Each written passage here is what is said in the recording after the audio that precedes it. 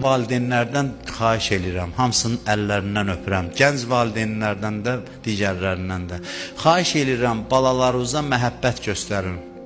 Ata-anadan bala məhəbbət görsün. Deyəndə ki, gündə uşağı döyürsə ata, o gün dedim, acılayırsa, acı söz deyirsə ata-ana, sonra gəlir minbərdə eşidir ki, Allah anadan mehribandır, Allah atadan mehribandır. Uşaq deyir ki, benim ata-ana mehribandır ki, Allah mehriban olsun. Allahın mehribançılığını ata-ana ilə təcrübə eləməlidir övlad.